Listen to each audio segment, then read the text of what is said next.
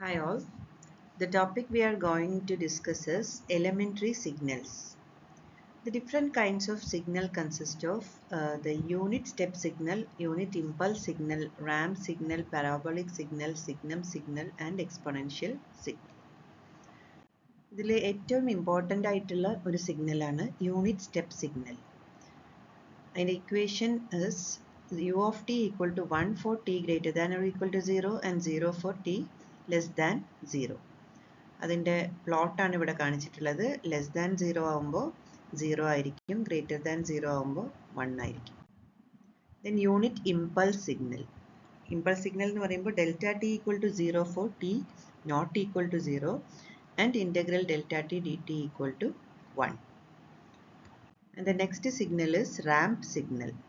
R of t equal to t for t greater than or equal to 0 and 0 for t less than 0. In other words, we can represent it as R of t equal to t into u of t. Then parabolic signal P of t equal to t square by 2 for t greater than or equal to 0. And the next is signum signal.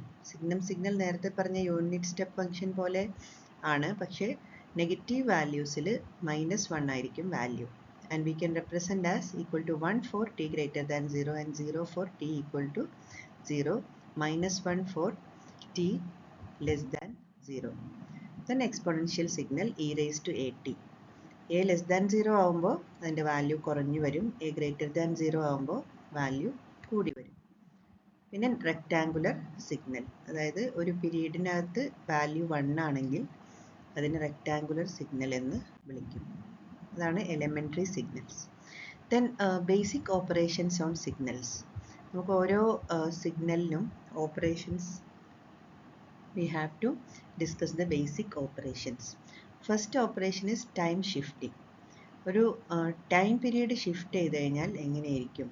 Next is time reversal, then time scaling, amplitude scaling etcetera. Now time shifting നോക്കാം. ഇപ്പോൾ x of t ആണ് മുകളിൽ തന്നിട്ടുള്ളത്. Then x of t -2 റൈറ്റിലേക്കാണ് shift ചെയ്യുന്നത്. -2 വരുമ്പോൾ റൈറ്റിലേക്ക് shift ചെയ്യും, +3 വന്നപ്പോൾ ലെഫ്റ്റിലേക്ക് ഷിഫ്റ്റ് ചെയ്യും. ഇനി ടൈം ഷിഫ്റ്റിങ്ങിൻ്റെ ഒരു എക്സാമ്പിളാണിത്. -t0 വന്നപ്പോൾ റൈറ്റിലേക്ക് ഷിഫ്റ്റ് ചെയ്തു, +t0 വന്നപ്പോൾ ലെഫ്റ്റിലേക്ക് ഷിഫ്റ്റ് ചെയ്തു. Then time reversal. Time reversal നോക്കാം. എക്സ് ഓഫ് ടിയും എക്സ് ഓഫ് -tയും ഒരു മിറർ ഇമേജ് ആണ് നമുക്ക് ടൈം റിവേഴ്സൽ ചെയ്യുമ്പോൾ കിട്ടുന്നത്. ടൈം റിവേഴ്സലിൻ്റെ വേറൊരു എക്സാമ്പിളാണിത്.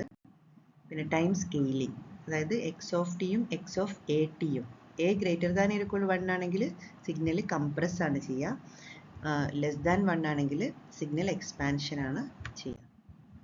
ടൈം സ്കെയിലിങ്ങിൻ്റെ എക്സാമ്പിൾസ് താഴെ കൊടുത്തിരിക്കുന്ന ട്രയാങ്കിളിൻ്റെ നോക്കാം.